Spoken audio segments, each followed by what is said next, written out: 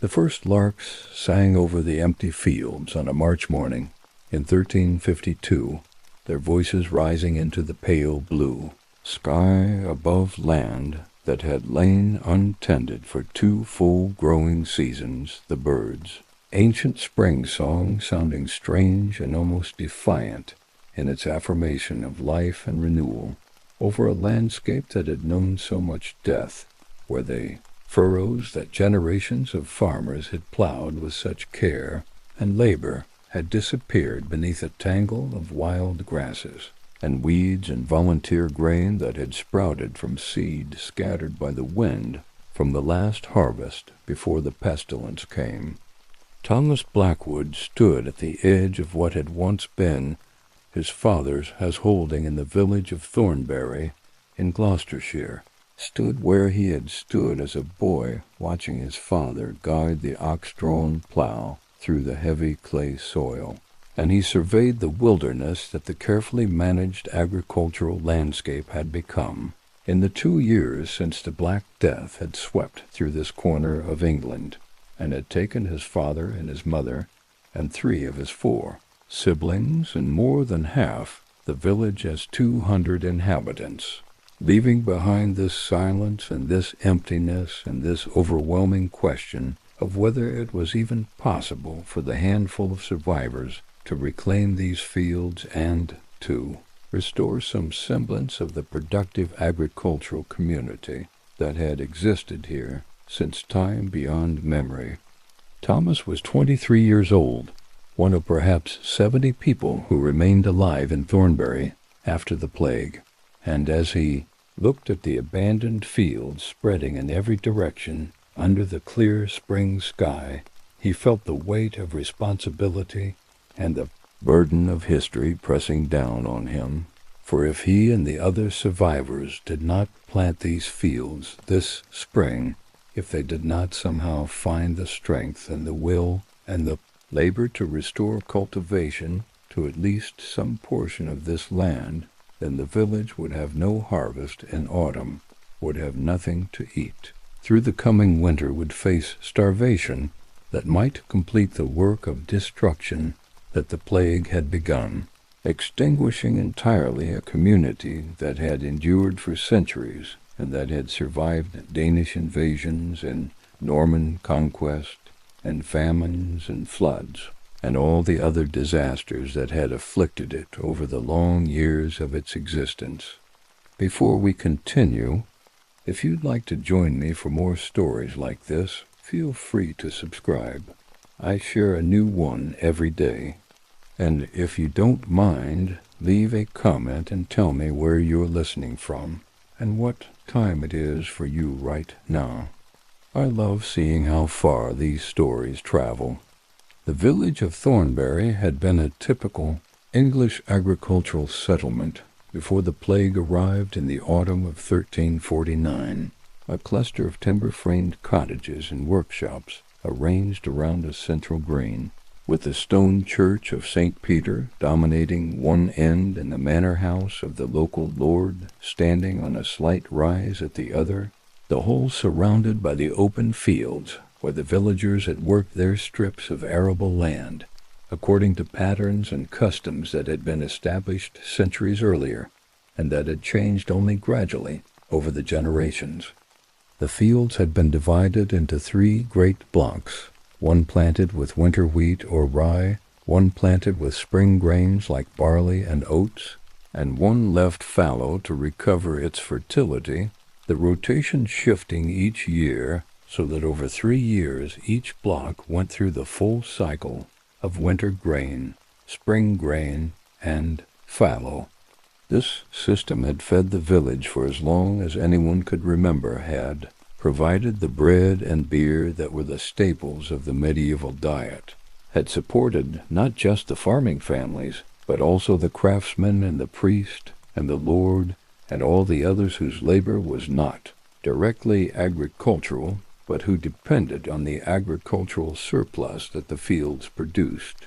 The village had also maintained common meadows where livestock grazed woodlots, where fuel and building materials could be gathered, a mill on the stream that ran through, the valley where grain was ground into flour, fish ponds where carp were raised for the table, orchards where apples and pears grew, gardens where each household cultivated vegetables and herbs for domestic use. The whole complex agricultural and economic system had functioned with the efficiency born of long practice, each element supporting the others, the labor of the community organized and coordinated through customs that everyone understood and generally accepted, the yields sufficient not just for subsistence, but to provide some surplus that could be sold at market to generate the small amounts of cash that were needed for purchasing salt and iron and the few other necessities that could not be produced locally. Thomas Blackwood's family had been part of this system for generations beyond counting. They had been villains holding their land from the Lord in exchange for labor, service, and rent, legally bound to the manor, but in practice enjoying considerable security of tenure, knowing that as long as they fulfilled their obligations, they and their descendants would have the right to work the same strips of land that their ancestors had worked. Thomas's father, John Blackwood, had been a respected member of the village community, known for his skill as a plowman and his knowledge of the land, serving on the manorial court that settled disputes and enforced the customs of the village, raising his 5 children to understand and to value the agricultural way of life that had sustained their family for so many generations. Thomas had grown up expecting to follow in his father's footsteps, learning from childhood the skills of medieval agriculture, how to plow straight furrows, how to sow seed at the proper density, how to judge when grain was ready for harvest, how to maintain the oxen, and the tools how to work cooperatively with neighbors in the communal labor that the open field system required. He had looked forward to the day when he would marry and establish his own household and take over management of the family holding, continuing the line into another generation, raising his own children to the same life of agricultural labor that had defined his family's existence for centuries. And then the plague had come, and everything had changed.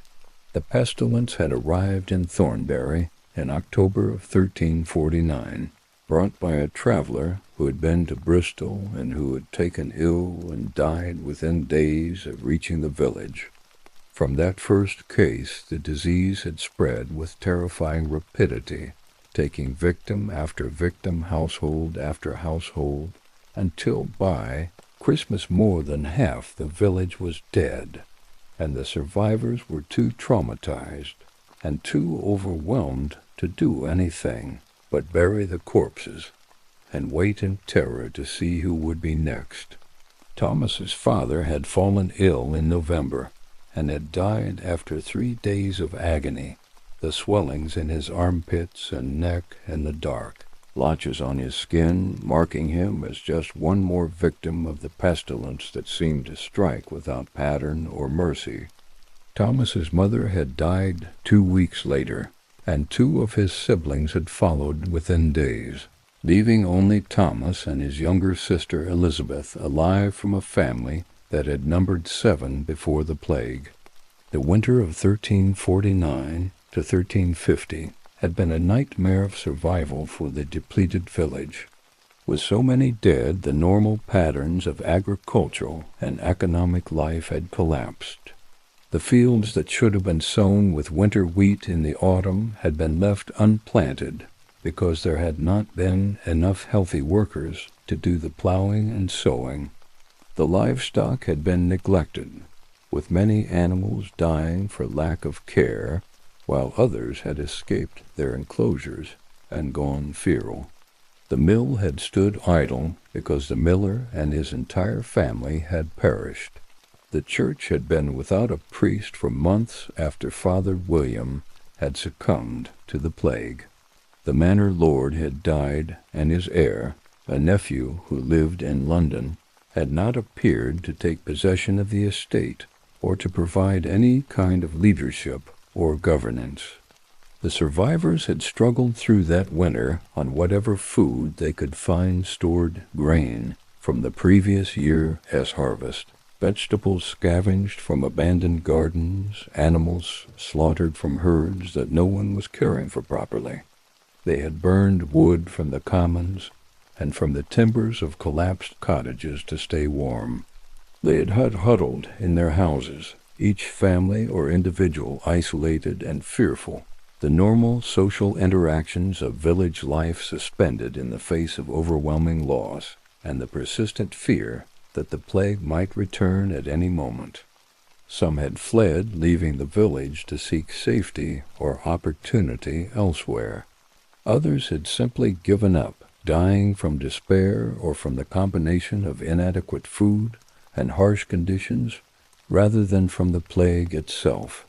Spring had come in 1350, and with it had come the obvious question of whether to plant the fields. With so few people remaining, there was no possibility of cultivating all the land that had been worked before the plague. But some planting was essential if there was to be any harvest at all. The survivors had managed to plow and plant perhaps a quarter of the fields that had been cultivated in normal times, focusing on the best land and working cooperatively since no individual household had enough labor to work even a modest holding by itself.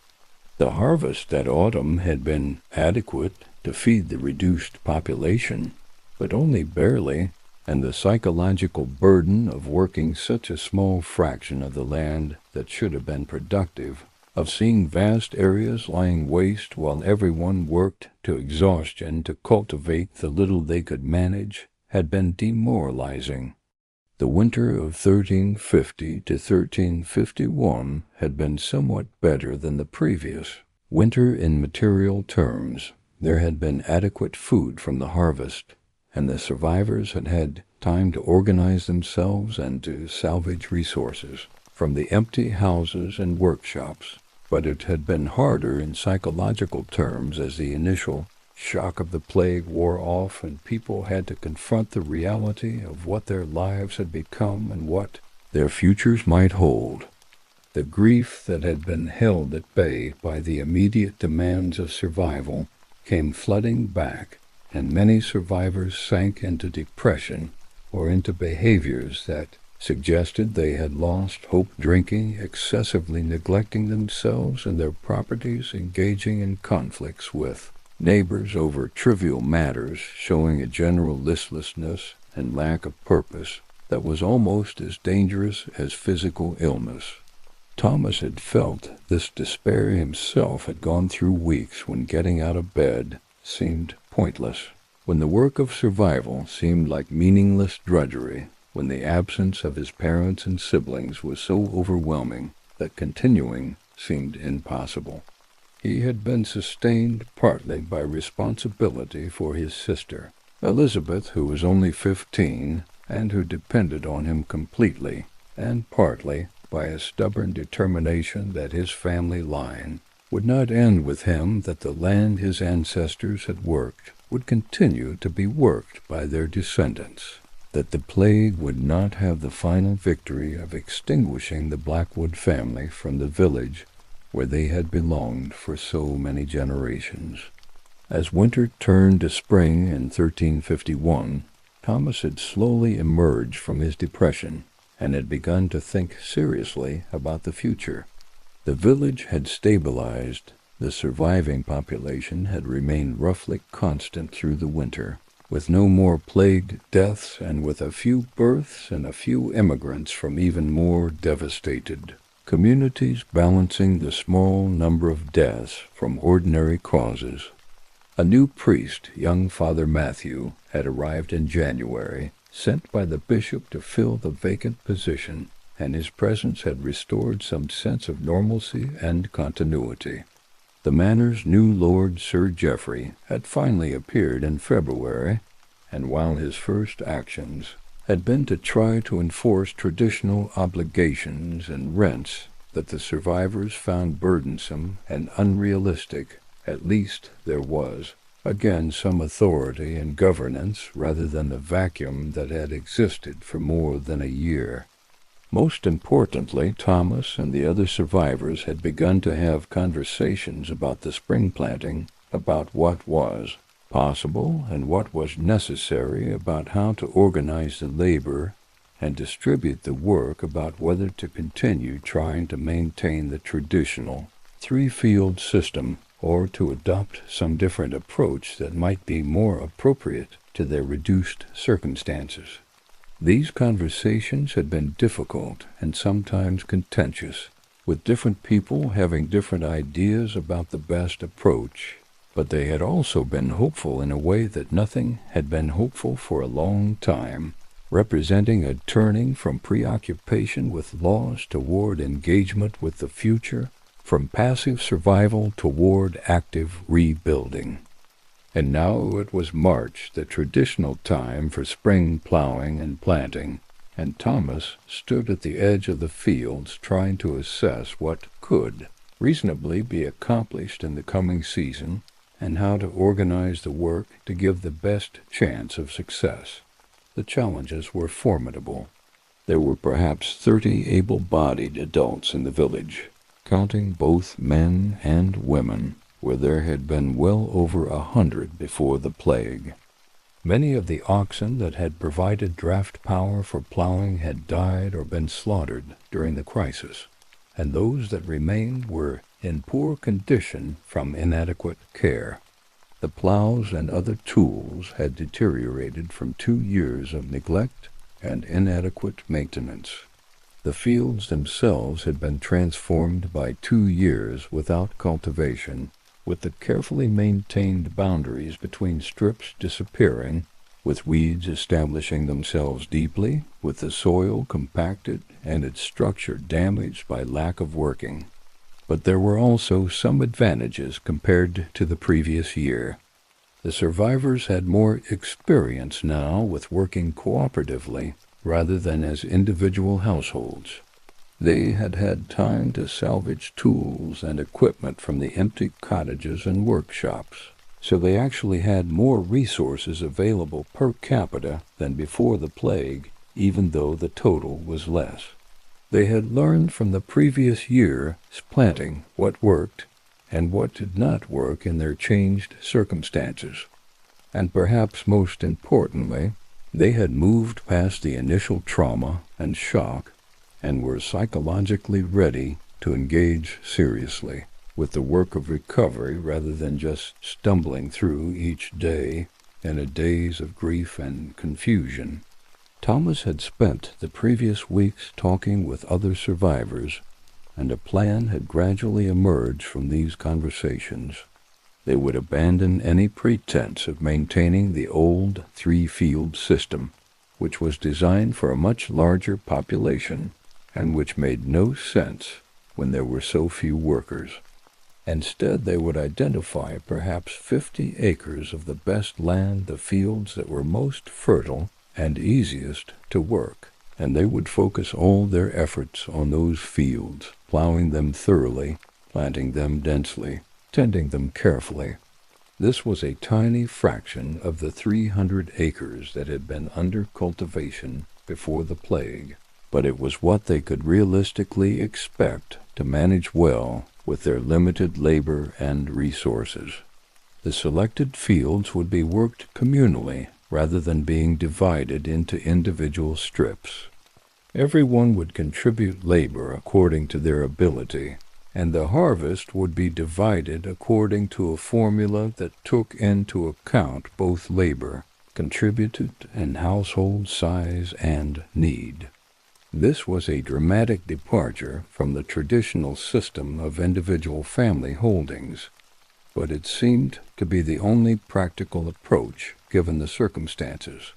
Individual holdings made sense when there was a large population and when each family had enough labor to work its own land, but with so few people, and with the need for cooperation and mutual support, so acute communal farming seemed more appropriate. The other major decision concerned what to plant. The traditional approach would have been to plant both winter and spring grains, maintaining the rotation that had been used for centuries.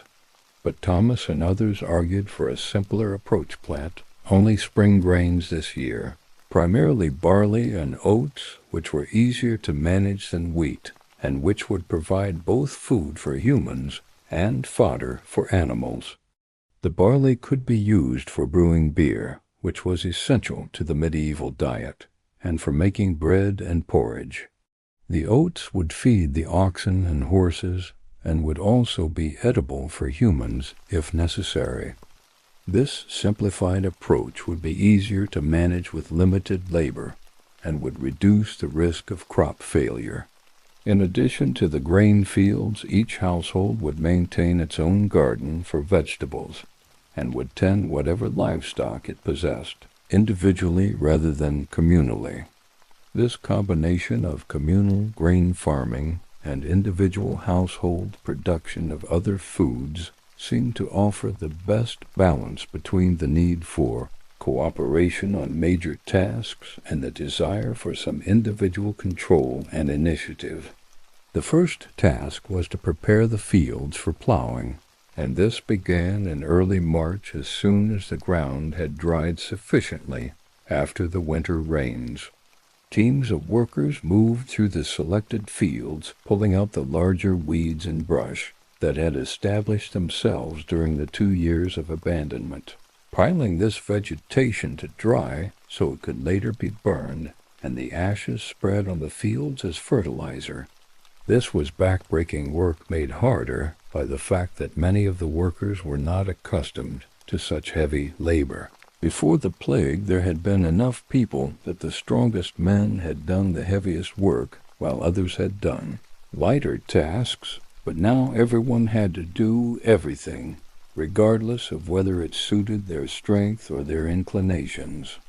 Thomas worked alongside the others in this initial clearing, his hands becoming blistered and his back aching from the unaccustomed effort of swinging a mattock and pulling stubborn roots from the ground. He worked beside old William, who at 60 was among the oldest survivors, and who struggled with the heavy labor, but who insisted on contributing what he could, and beside young Sarah, barely 20, a widow whose husband had died in the plague, and who had no living relatives, but who had thrown herself into the work of recovery with a determination that Thomas found both admirable and somewhat intimidating.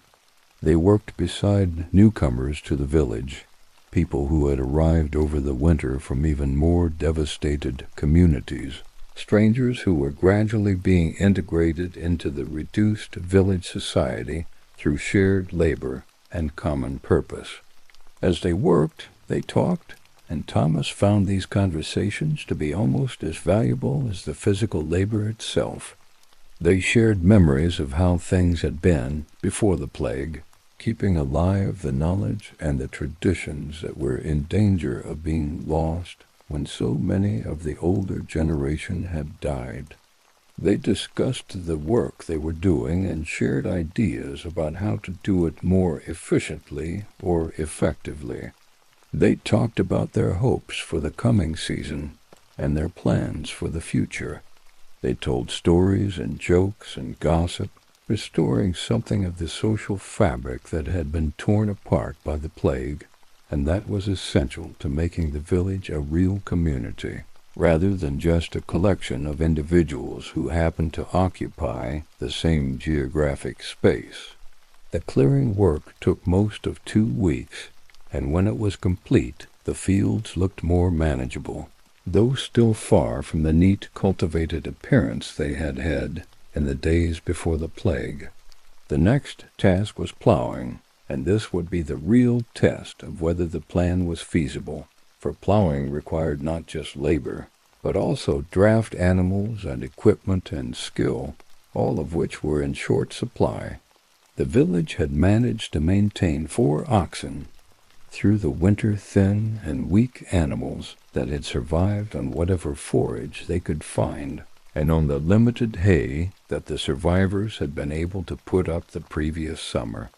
These 4 oxen, yoked in 2 teams of 2, would have to do all the plowing, where, before the plague, there had been a dozen teams working the fields simultaneously. The village also had 2 horses that could be used for lighter work, though horses were less suitable than oxen for the heavy plowing that the clay soil of Thornbury required. There were 2 plows available, heavy wooden implements fitted with iron plowshares, tools that required skill to operate effectively and that could easily be damaged if not handled properly. Thomas had some experience with plowing from his youth, when he had sometimes helped his father, but he was far from expert, and many of the other survivors had no experience at all. Old William, however, had been a plowman for 40 years before the plague, and though he was too old and weak now to handle the plow himself, he could teach and supervise, and his knowledge would be essential to getting the work done properly.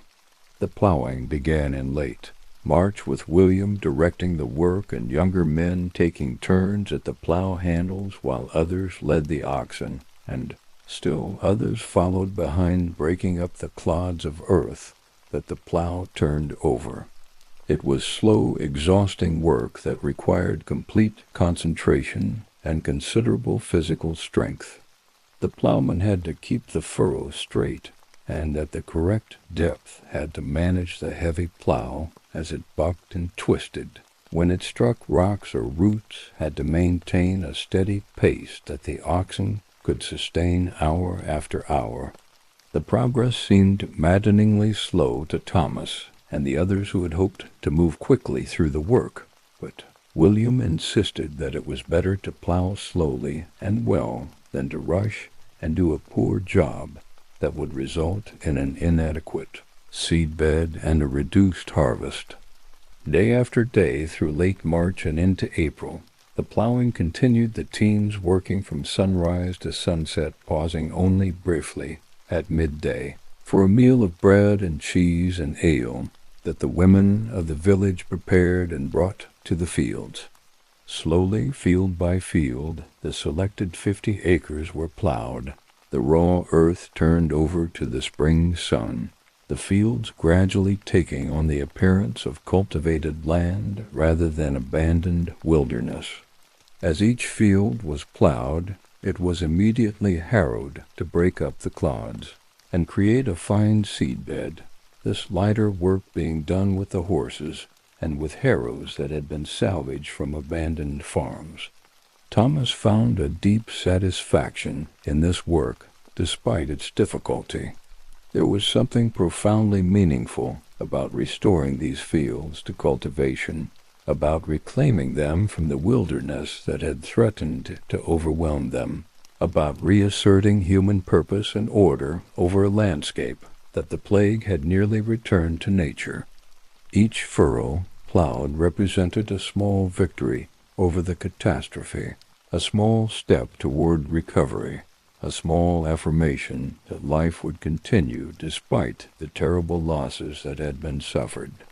The work also created a sense of community and common purpose that had been largely absent during the dark winter months when survivors had been isolated and focused on individual survival. Working together in the fields, sharing the labor and the meals and the conversations, the survivors of Thornbury began to feel like a community again, rather than like a random collection of individuals who happened to occupy the same geographic space. Friendships formed or reformed children played at the edges of the fields, while their parents' worked songs were sung to help pace the repetitive labor, and something like hope began to emerge from the despair that had characterized the plague months and their immediate aftermath. By mid-April, the plowing and harrowing were complete, and it was time for planting. This was less physically demanding than the plowing, but required its own skills and careful attention to detail. The seed had to be distributed evenly across the fields at the proper density. Too sparse, and the harvest would be reduced. Too dense, and the plants would compete with each other, and none would thrive. The traditional method was broadcast sowing, walking across the field and scattering seed by hand from a bag or basket, a technique that looked simple, but that actually required considerable skill to achieve even distribution. William again supervised teaching the less experienced workers how to walk at a steady pace, how to coordinate their steps with the swing of their arm, how to adjust for wind and slope, and other factors that affected where the seed would fall. Thomas took his turn at sowing, finding a rhythm in the repetitive motion, back and forth across the field, the barley seed flowing through his fingers and arcing out to land on the prepared soil, each handful representing future bread and beer, representing life and sustenance, representing the possibility of continuity and recovery. The sowing took several days, and when it was complete, the fields were harrowed again, lightly to cover the seed with soil and protect it from birds. And then there was nothing to do but wait and watch and hope to see whether the seed would germinate, whether the weather would cooperate, whether the ancient cycle of planting and growth and harvest would continue despite the catastrophe that had nearly destroyed the community that depended on it. In the weeks that followed the planting, as April turned to May and the days grew longer and warmer, the planted fields began to show green as the grain sprouted and pushed up through the soil. Thomas checked the fields daily, watching anxiously for signs of problems, looking for bare patches where seed had failed to germinate or where birds or animals had eaten it, checking for weeds that would need to be removed before they could compete with the grain, monitoring the young plant's progress with an attention that bordered on obsession. The rest of the village was also busy during these weeks with the many other tasks that the agricultural year required beyond the grain fields. Gardens had to be planted with vegetables, onions, and leeks, cabbages and turnips, peas and beans, all the crops that would supplement the grain-based diet and that each household managed for itself. Livestock needed attention. Cows had to be bred and milked, sheep had to be sheared, pigs had to be managed and eventually slaughtered, chickens had to be tended for their eggs. Buildings required maintenance and repair after 2 years of neglect. Fences needed to be mended to keep animals from wandering into the grain fields. The communal oven needed to be rebuilt so that bread could be baked efficiently, rather than each household struggling with its own small fire. Thomas found himself taking on leadership responsibilities that he would never have expected before the plague. As a young man of 23, he would normally have been subordinate to the older and more experienced members of the village, learning from them and following their direction. But so many of the older generation had died in the plague that Thomas, by virtue of his relative youth and strength and his willingness to take initiative, became one of the de facto leaders of the recovery effort. People came to him with questions and problems, sought his opinion on decisions that needed to be made, looked to him for direction and encouragement when tasks seemed overwhelming, or when despair threatened to undermine the work of rebuilding. This leadership role was both gratifying and burdensome.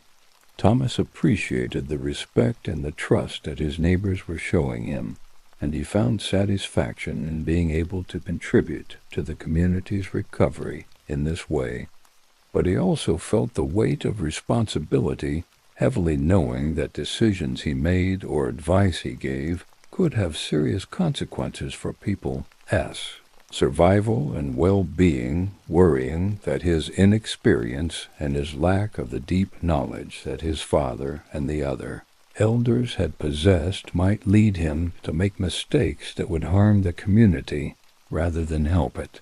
He relied heavily on the few older survivors for guidance, particularly old William, whose knowledge of agriculture was encyclopedic, even if his physical capacity for labor was diminished, and Agnes, a widow of 50, who had been the village as informal healer and midwife before the plague, and who continued in that role for the reduced community. William could advise on everything from the proper time to weed the grain to the best way to store the harvest, while Agnes knew about herbs and remedies and could tend to the sick and injured. Between them they possessed much of the practical wisdom that the village needed to function, and Thomas made sure to consult them regularly and to defer to their expertise in areas where they had knowledge that he lacked. As spring progressed and the grain grew in the fields, the village began to take on more of the rhythm and appearance of normal agricultural life. The desperate crisis atmosphere of the plague months and the immediate aftermath faded somewhat, replaced by the familiar routines of the farming year, by work that was hard but purposeful, by days structured around the demands of crops and animals, by a sense that life was continuing and that the community had a future beyond just surviving from day to day. The fields that had been planted were thriving, the barley and oats growing strong and green, showing few signs of disease or pest damage, promising a decent harvest if weather conditions remained favorable.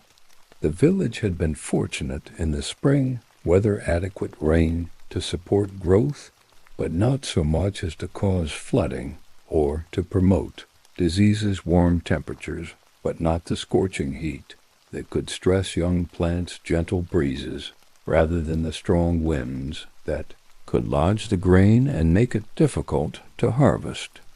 Old William, who had seen more than 40 springs, pronounced it one of the better growing seasons he could remember, and his optimism was infectious, giving others confidence that the harvest might indeed be successful. The work of tending the growing grain was less intense than the work of plowing and planting had been, but it was constant, and it required attention to detail. Weeds had to be removed before they could compete with the grain for nutrients and water. Birds and animals that threatened the crop had to be frightened away or trapped. The fields had to be monitored constantly for signs of disease or pest damage so that problems could be addressed before they became severe. This work fell primarily to the younger members of the village and to the older people who could not do heavy labor, but who could walk the fields and pull weeds and watch for problems. Thomas's sister Elizabeth took on much of this field-watching responsibility, and she proved to have a good eye for spotting potential problems early. She noticed a patch of rust disease affecting a few barley plants and alerted Thomas, who consulted with William and then removed and burned the affected plants before the disease could spread. She identified an infestation of caterpillars in one corner of a field and organized a group of children to pick them off by hand before they could cause significant damage. Her careful attention and her willingness to take initiative made a real difference to the prospects for a good harvest, and Thomas felt proud of his younger sister and grateful that she had survived the plague when so many others had not. As May turned to June, and the grain continued to grow and mature, the village celebrated the Feast of Pentecost, the first major religious festival since the plague that felt like a real celebration rather than just a grim observance of duty. Father Matthew organized a service in the church that was well attended, and afterward there was a modest feast on the village green with food and ale, and even some music from a traveling minstrel who had stopped in the village on his way to a larger town. It was nothing like the elaborate celebrations of pre-plague years when the village had been full and prosperous, and when feast days had been occasions for abundant food and drink and entertainment. But it was a genuine celebration nonetheless, a marker of how far the village had come in recovering from the catastrophe, a moment of collective joy and thanksgiving that felt precious after so many months of grief and struggle. Thomas found himself dancing on the green with Sarah, the young widow who had worked beside him in clearing the fields, and he was surprised to realize that he was feeling something like happiness, that despite all the loss and all the hardship, life still held moments of pleasure and connection, that the capacity for joy had not been completely extinguished by the terrible experiences of the plague years. Sarah smiled at him as they danced, and he smiled back, and for those few moments the weight of responsibility and grief lifted, and he was simply a young man dancing with a young woman on a summer evening, alive and healthy, and part of a community that was beginning to function again. The weeks of June and early July were anxious ones for the village as the grain headed and began to ripen. This was the period when the crop was most vulnerable to damage from storms or hail, when a few hours of violent weather could destroy months of careful work and reduce a promising harvest to a disaster. The villagers watched the sky, constantly interpreting every cloud and every shift of the wind as portents of good or bad fortune, and they prayed in church and in their homes for God's protection of the crops that represented their survival through the coming winter. The weather continued to cooperate. There were a few storms, but they were brief and not particularly violent, bringing needed rain without the hail or the powerful winds that could have devastated the ripening grain.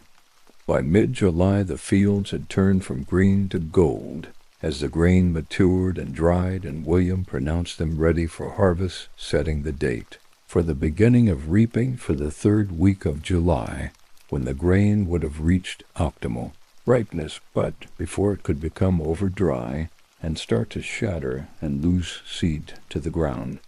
The harvest was the culmination of all the work that had been done since spring, the moment when the community would discover whether their efforts had been successful, whether they had produced enough grain to feed themselves through the coming winter and to provide seed for the next year as planting. It was also the most labor-intensive period of the agricultural year, requiring everyone to work at maximum capacity for several weeks to get the grain cut and gathered and safely stored before weather or pests or simple overripeness could reduce the yield. The traditional harvest involved cutting the grain with sickles, gathering it into sheaves that were tied with bands of twisted straw, stacking the sheaves into shocks to dry further in the field, and finally carting them to the barns for storage and eventual threshing. This work had always required the coordinated effort of the entire village, with even children and the elderly contributing what they could, and it required it even more now when there were so few workers, and when the success or failure of the harvest would determine the village's survival.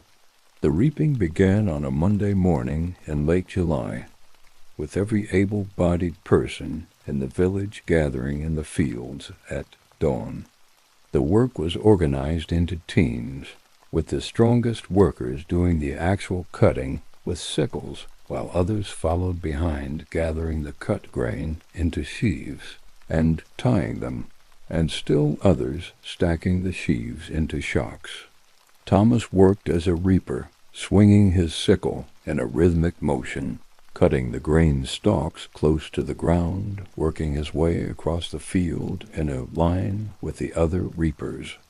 The work was hard and hot, the July sun beating down, the cut grain stalks scratching his arms and face, the sickle handle raising blisters on his hands, despite the calluses he had developed from months of manual labor.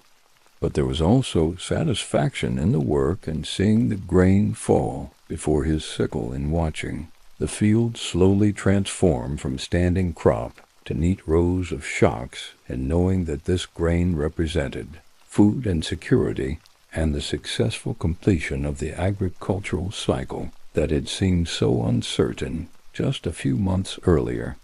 The other workers were similarly energized, working with a will and a focus that reflected their understanding of how important this harvest was, singing the traditional harvest songs to pace their work and to build a sense of unity and common purpose. The harvest continued for 2 weeks, the workers moving from field to field, bringing in the barley, and then the oats, working from dawn until dusk, with only brief breaks for meals that were brought to the fields by those too young or too old to work at the reaping itself. The weather held fair, with no rain to damage the cut grain, and no excessive heat to make the work unbearable. The yields were good, better than the previous year's scanty harvest, though still far below what the village had produced in the years before the plague, when 3 times as much land had been under cultivation. As each field was harvested, the grain was carted to the barns where it would be stored until threshing could begin in the autumn and winter months. The sight of the barns gradually filling with sheaves of grain was profoundly reassuring to the villagers, tangible evidence that they would have food through the winter, that the risk of starvation had been averted, that the work of spring and summer had been successful.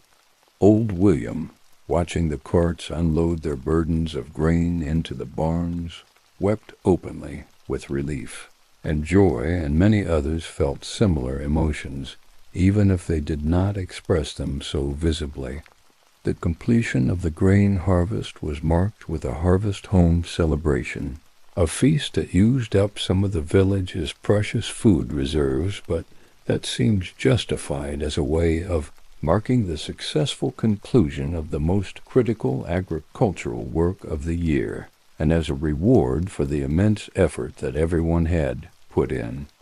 A sheep was slaughtered and roasted, bread was baked from the new grain, ale was brewed and drunk in generous quantities, and the village gathered on the green for an evening of eating and drinking and music, and dancing that continued late into the night. Thomas danced again with Sarah, and this time when the dancing ended and people began to drift toward their homes, he walked with her to her cottage, and they talked for a long time about the harvest and the future and their own lives. Sarah had lost her husband in the plague just a few months after they had married, had been left a widow before she had even fully adjusted to being a wife, and she had spent the past 2 years in a kind of suspended animation, neither fully grieving nor fully moving forward. But the work of the spring and summer, the shared effort of restoring the fields and bringing in the harvest, had awakened something in her, had given her a sense of purpose and connection that she had lacked, and she was beginning to think about rebuilding her life rather than just enduring it. Thomas found himself drawn to Sarah in ways he had not expected. She was strong and capable, had proven herself willing to work as hard as anyone during the recovery effort, had shown initiative and intelligence in managing her small household and in contributing to the community's work. She was also kind and thoughtful, taking time to help others and to encourage those who were struggling with grief or despair. And she was attractive, with dark hair and green eyes and a smile that lit up her face when she was happy. As they talked in the summer darkness outside her cottage, Thomas realized that he was falling in love with her, that he wanted to spend his life with her, that he could imagine a future where they built a household together and raised children, and continued the work of rebuilding the village and restoring the fields to their former productivity. He did not propose marriage that night. It seemed too soon, both in terms of their relationship, which was still new, and in terms of the social propriety that said such decisions should not be made hastily. But he came away from the conversation with a sense of possibility and hope that extended beyond the immediate relief of a successful harvest to encompass a longer-term vision of a life and a community that could not only survive but could thrive and grow. The weeks following the grain harvest saw continued agricultural activity as other crops matured and were gathered. The gardens that each household maintained produced their harvests of vegetables, which were either consumed immediately or preserved. By various methods for winter use roots were stored in cellars, cabbages were salted, beans and peas were dried, herbs were gathered and hung to dry.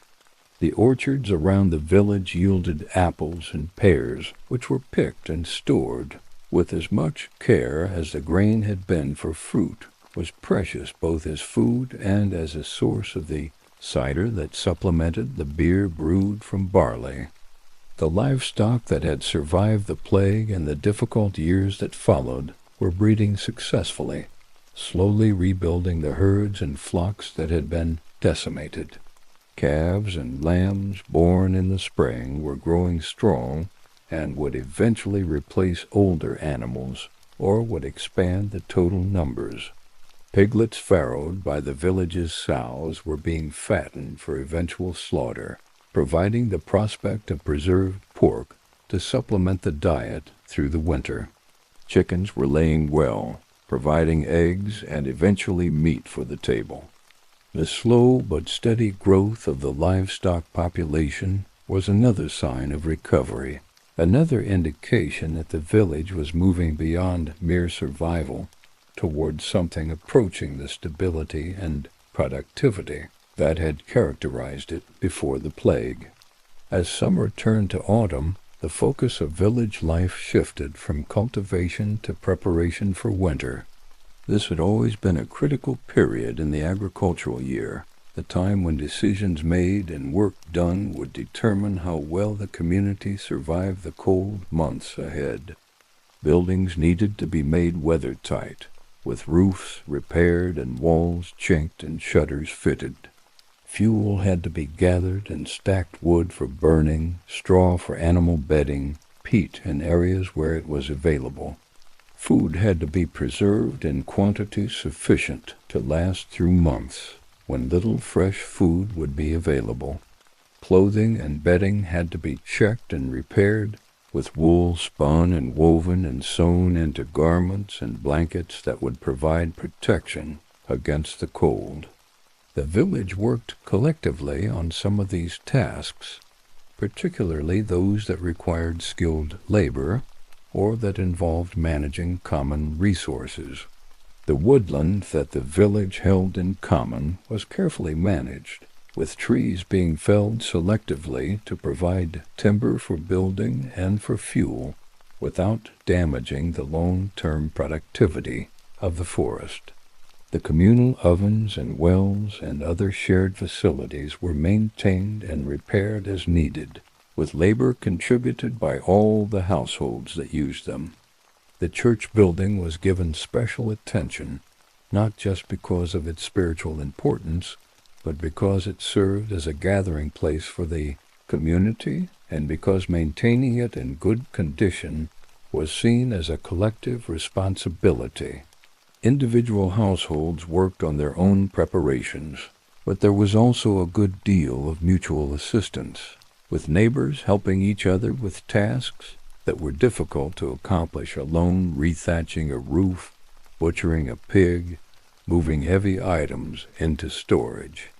The plague had destroyed many of the extended family networks that had previously provided this kind of mutual support, but the survivors had found ways to recreate similar patterns of reciprocal assistance. forming new relationships and new obligations that served many of the same functions as the old kinship ties had served.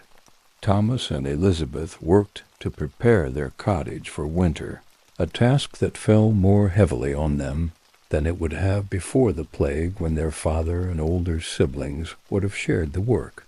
They replaced worn thatch on the roof, packed mud and straw into cracks in the walls, gathered and stacked firewood, checked and repaired the shutters on their windows, organized and inventoried their stores of food and other necessities.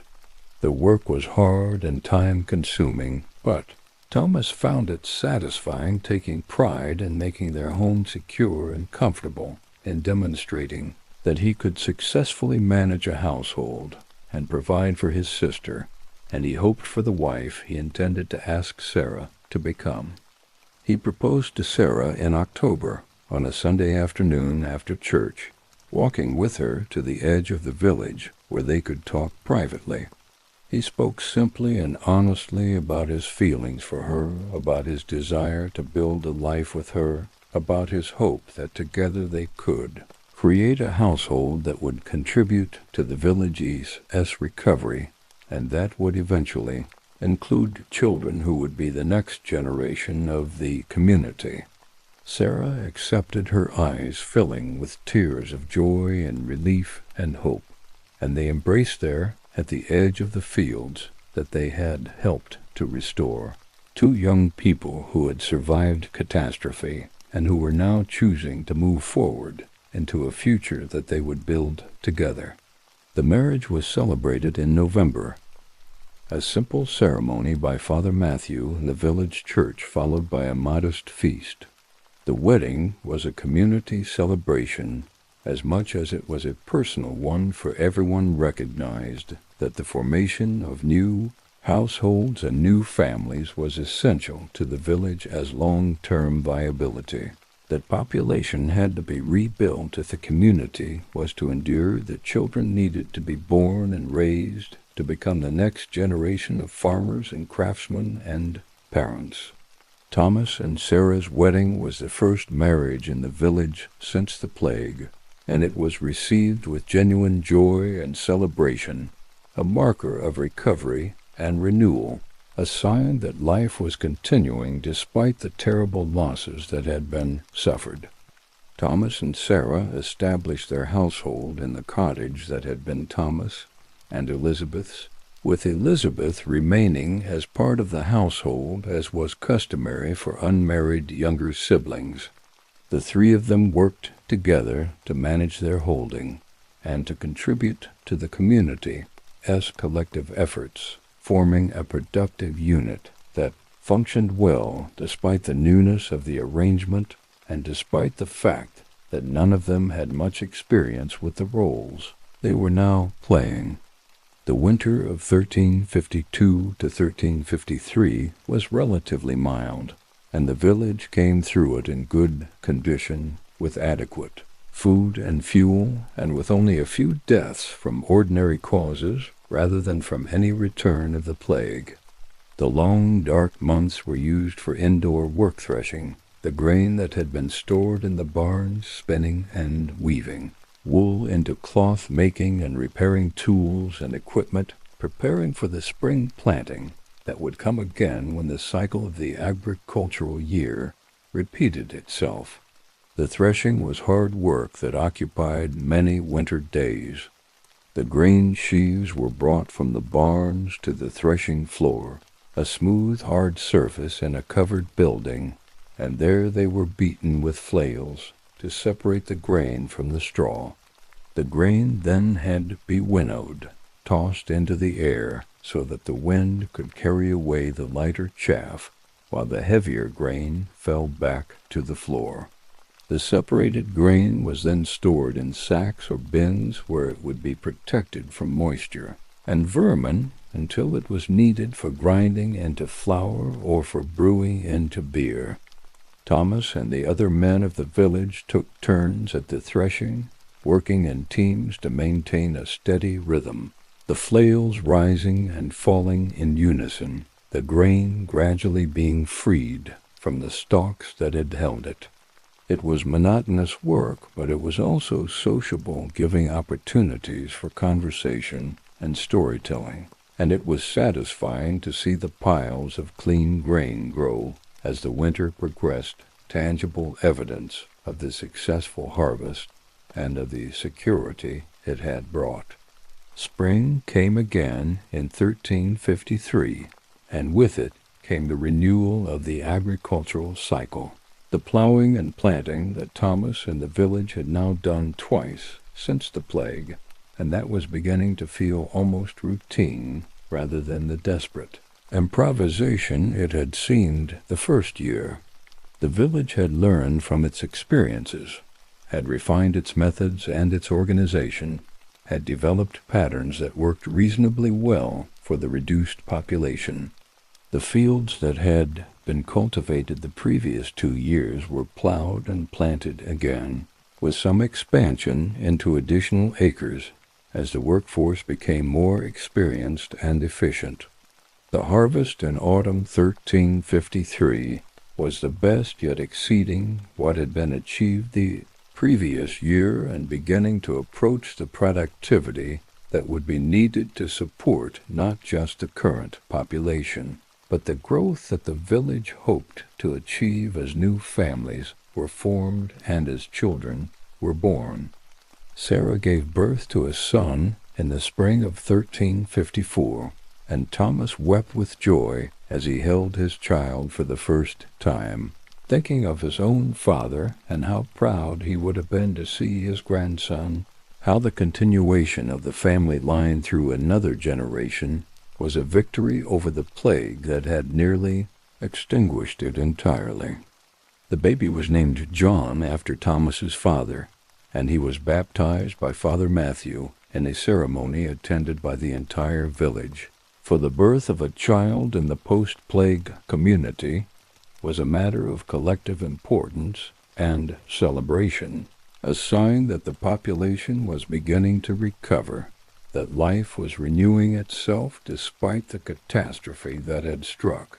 Other children were born in the village over the following years, as the survivors married and started families, and as newcomers from other areas arrived and established themselves in the community that was slowly rebuilding. The village would never again reach its pre-plague population. The pattern that had existed before 1349 of crowding and land scarcity and Malthusian pressure would not return. Instead, the village settled into a new equilibrium, with a smaller population working more land per capita, enjoying higher living standards than the pre-plague villagers had known, but also lacking some of the social richness and the density of relationships that the larger community had provided. Thomas lived to see his son grow to adulthood and his grandson born, lived to see the fields that had lain abandoned and silent in the spring of 1352 become fully productive again, lived to see the village recover its stability and its viability, if not its former size. He served in various leadership roles in the community over the years, being respected for his steady judgment and his willingness to work for the common good. He never forgot the plague years, and their immediate aftermath, never forgot the silence of the empty fields and the overwhelming question of whether recovery was possible, never forgot the grief of losing his family and the terror of the months when death seemed to stalk the village, taking victim after victim without reason or mercy.